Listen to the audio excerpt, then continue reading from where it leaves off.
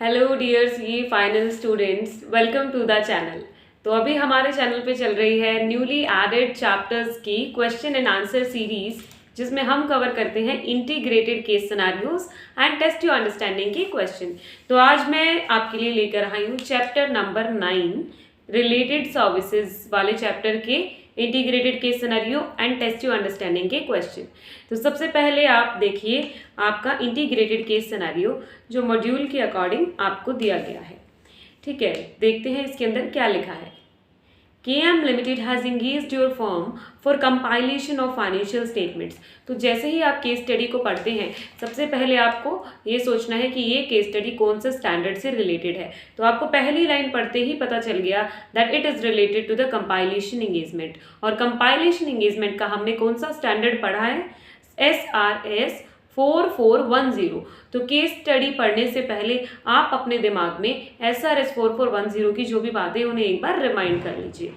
ठीक है, उसके बाद में क्या क्या बोला है, तो देखो जब भी इस तरीके का केस स्टडी आएगा तो उसकी पूरी कहानी पढ़ने से अच्छा है हमें जो पैराग्राफ में चीज़ें दी है उनको पढ़ें और फिर एक पैराग्राफ से रिलेटेड एक MCQ दिया जाता है, उस अकॉर्डिंग वह MCQ सॉल्व करेंगे। तो पहला पैराग्राफ में लिखा है कि ये जो भी इंगेजमेंट थी उसके अंदर there are apparent errors in opening balances brought forward from previous year.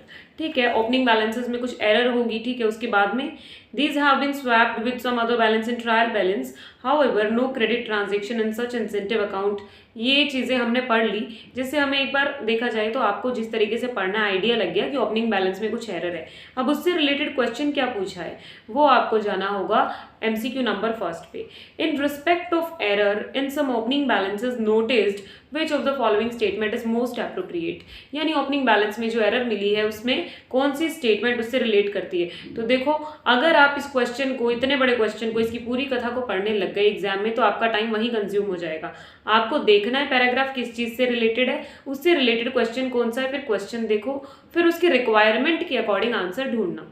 हम छोटी क्लासेस में अनसीन पैसेज में जैसा करते थे वैसा ही केस स्टडी में करना है। ठीक है, तो आपके पास में क्वेश्चन के अकॉर्डिंग आपने सभी स्टेटमेंट को रीड करना है। पहली चीज, such error should straight away lead to the qualification of report. ऐसा तो पूरी ऑडिट में कहीं नहीं है कि किसी एरर की वजह से स्ट्रेट अवे आप क्वालिफाई करते। हम सबसे पहले मैनेजमेंट, DCWG इन सबसे बात करते हैं कोई भी एरर हो तो। दूसरी चीज, such error should be brought to the knowledge of management. Option B थोड़ा थोड़ा लग रहा है तो इसको आप दिमाग में होल्ड करके रखें। Option C, knowledge of such type of error has no effect. ऐसा तो हो ही नहीं सकता कि कोई एरर हो और उसका कोई इफेक्ट ना हो। ठीक है, option D, above matter relates to SA 510 has no effect on reporting obligation. तो C और D तो वैसे ही कट हो गए, आपके फर्स्ट वाला भी कट हो गया, तो आपका ऑप्शन हो जाएगा आंसर बी सही ऑप्शन है। और इसको निकालने का सीधा तरीका ये भी है कि SRS 4410 हमने किसके लिए पढ़ा था? Compilation engagement. कंपाइलेशन एंगेजमेंट में क्या होता है, इसके अंदर हम जिसको भी अप्रोच करते हैं या जिसको आप प्रैक्टिशनर अप्रोच करते हैं वो क्या हेल्प करता है? वो मैनेजमेंट की हेल्प करता है इंफॉर्मेशन को कंपाइल करने में। तो यहाँ पे वही चीज़ हो जाएगी, अगर कोई एरर हुई है तो आप मैनेजमेंट की नॉलेज में लेकर आइए, डायरेक्ट आपको आंसर मिल गया ऑप्शन नंबर बी। ठीक है, second question, as regards the suggestion of the one of the team member. ठीक है, तो इसका मतलब ये कोई टीम मेंबर के सजेशन के बारे में है, तो हम ढूंढते हैं सेकेंड नंबर पैराग्राफ में क्या दिया है।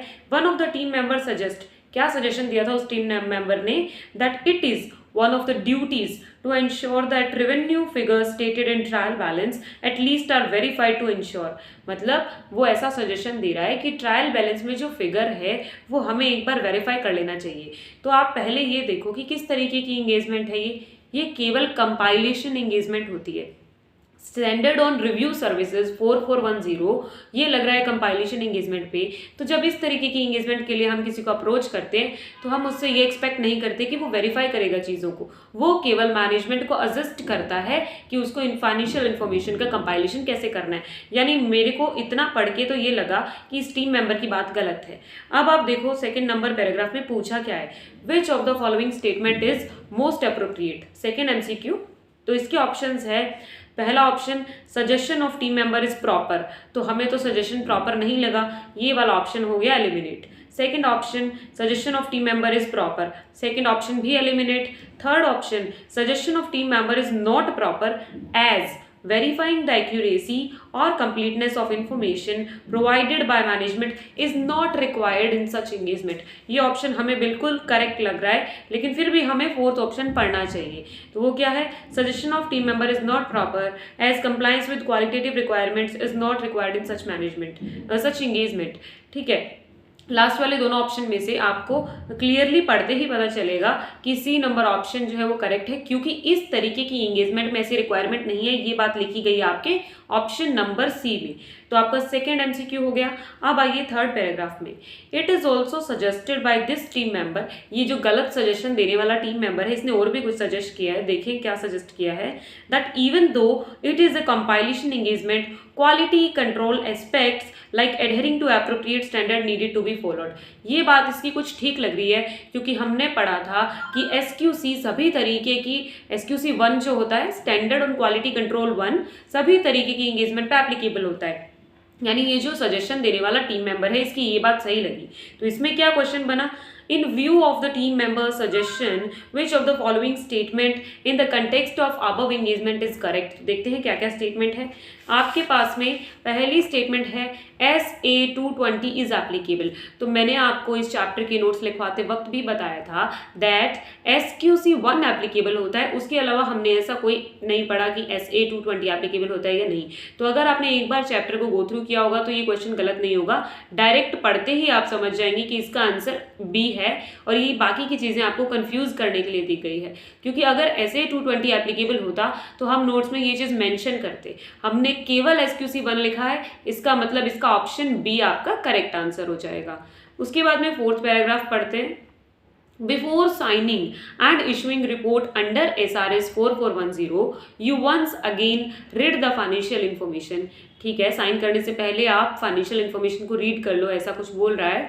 It comes to your notice that figures relating to setting up of a new unit of the company in Rourkela in Odisha have not been properly disclosed in compiled financial statements.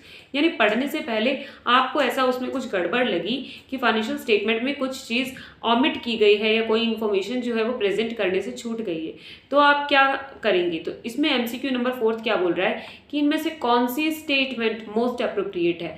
वो कैसे पता चलेगा, जब हम चारों स्टेटमेंट्स को पढ़ेंगे। पहली statement, the above noted omission can be misleading by disregarding such an omission the fundamental principle of integrity is violated and engagement can not be performed in accordance with ethical requirement. ये तो सही लग रही है कि misleading हो सकती है इस तरीके की इन्फॉर्मेशन, क्योंकि बड़ी बात है आपने, क्योंकि इसके अंदर जो बोला है ना कि उड़ीसा वाली जो है जगह उसके बारे में नहीं लिखा है, तो कुछ तो इम्पॉर्टेंट होगा, मिसलीडिंग होगा, इसीलिए ये ऑप्शन हो सकता है, इसको होल्ड पे रखिए। सेकंड ऑप्शन उसके अंदर भी मिसलीडिंग है, लेकिन ये कह रहा है कि ये इन्फॉर्मेशन मिसलीडिंग है और principle of objectivity is violated. यानी फर्स्ट और सेकंड में अभी हमें ढूंढना है कि इनमें से सही क्या है। थर्ड ऑप्शन में बोला कि कोई इफेक्ट ही नहीं होगा इसका, तो ये चीज़ तो हो ही नहीं सकती। अगर कोई मटीरियल चीज़ है जो इफेक्ट डाल रही है तो वो चाहे कंपाइलेशन एंगेजमेंट हो उसमें भी इंक्लूडेड होनी चाहिए। तो ये वाला ऑप्शन आपका एलिमिनेट हो गया एंड डी वाला भी एलिमिनेट हो गया, क्योंकि वो भी कह रहा है नॉट नो इफेक्ट। अब हमारे पास ऑप्शन ए और बी बचते हैं, तो ए और बी में से क्या होगा वो सिलेक्ट करने के लिए आप पूरा पैराग्राफ रीड करेंगे। फोर्थ वाला, इसके अंदर क्या बोला, expenditure was incurred from a bank account maintained in Rourkela and was omitted to shown under appropriate heads. You are vacillating again regarding considering scope of compilation engagement। यानी कोई expenditure हो रहा था, किसी बैंक अकाउंट से हो रहा था जिसको एप्रोप्रिएट हेड में क्लासीफाई नहीं किया गया।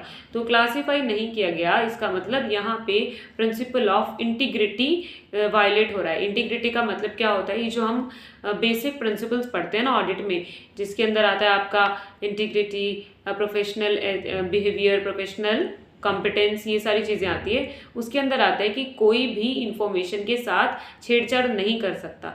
तो इसीलिए यहाँ पे फाइनेंशियल इंफॉर्मेशन कंप्लीट नहीं थी, प्रॉपर नहीं थी, आपका एक जो है जिस हेड में आना चाहिए था उसमें नहीं दी गई इंफॉर्मेशन, इसीलिए यहाँ प्रिंसिपल ऑफ इंटीग्रिटी वाला आंसर हो जाएगा आपका option number A.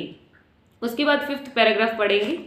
5th paragraph में आपको क्या दिया है, the team has prepared detailed documentation during the course of engagement.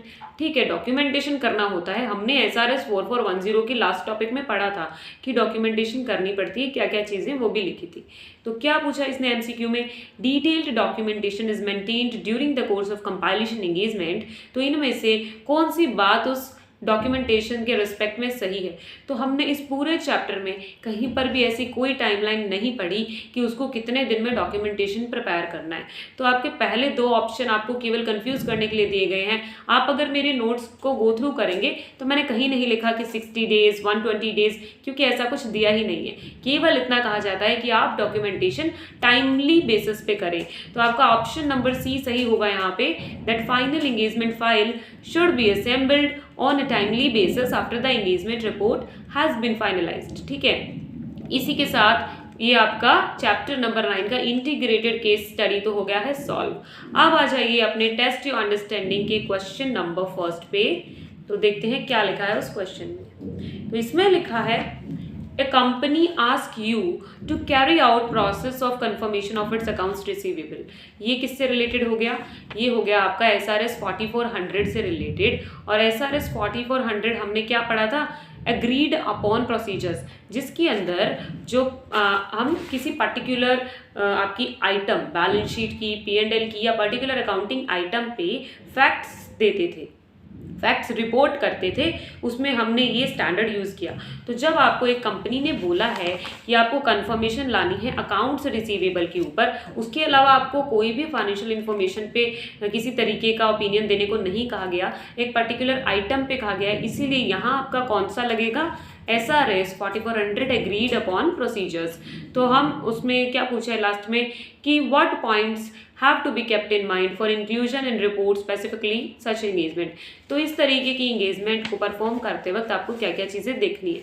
आइए इसके आंसर पे देखो, ये है आपका, इससे रिलेटेड बताया मैंने आपको, ये है आपका related to agreed upon procedures. तो एग्रीड अपॉन प्रोसीजर्स में आपको क्या क्या चीज़ें ध्यान रखनी है, इसके आंसर में भी वही चीज़ें लिखी है कि following points have to be kept in mind. जो आपको इस पर रिपोर्ट प्रिपेयर करके देनी है उसमें ये पॉइंट्स होने चाहिए। क्या होना चाहिए, ए statement that procedures performed were agreed upon with the recipient, यानी हमें जिसने इसके अप्रोच किया था, जिसने इस तरीके की एंगेजमेंट के लिए, जो उस रिपोर्ट का रिसिपिएंट होगा, उसने हमें जैसे प्रोसीजर्स लगाने को कहे थे हमने वैसे ही लगाए हैं, ऐसी स्टेटमेंट आप रिपोर्ट में दे देंगे। उसके बाद में एक स्टेटमेंट दे देंगे that engagement was performed as per standard on related services, जो भी उस तरीके की एंगेजमेंट या एंटिटी पे एप्लीकेबल है, उन्हीं स्टैंडर्ड्स को ध्यान में रखते हुए हमने ये परफॉर्म किया है।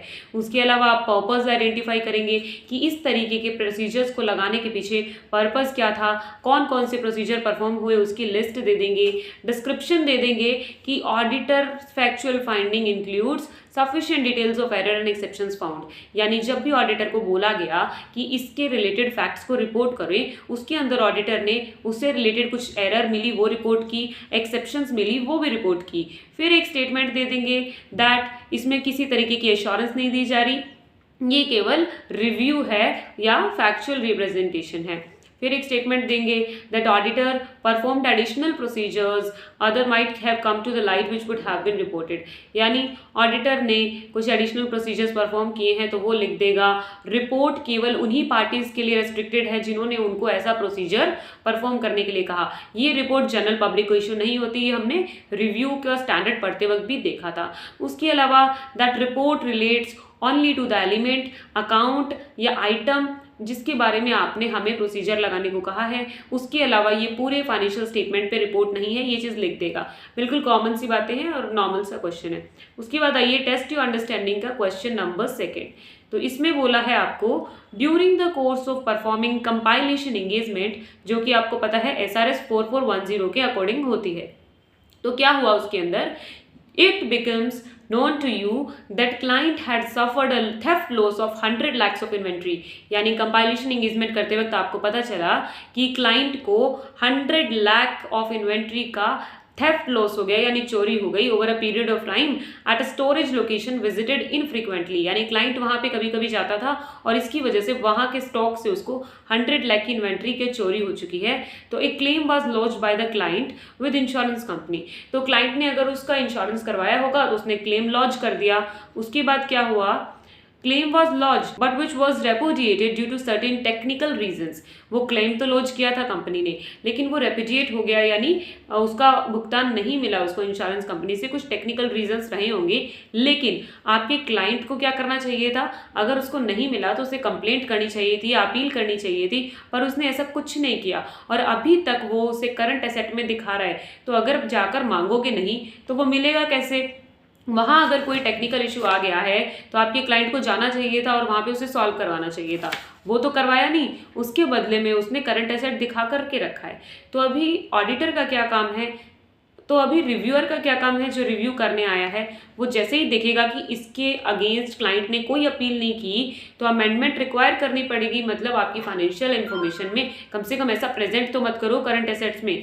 तो प्रैक्टिशनर को जैसे ही पता चलता है, आपको सेकंड पैराग्राफ में लिखा है, if the practitioner become aware that during the course of engagement amendments to the compiled financial information are required. तो वो क्या करता है, वो जाके बोलता है मैनेजमेंट ये चीज़ गलत प्रेजेंट हुई है, आप इसको सही कर दीजिए। अगर मैनेजमेंट डिक्लाइन या not permit the practitioner to make proposed amendments तो क्या होगा, practitioner shall withdraw from the engagement and inform management and TCWG।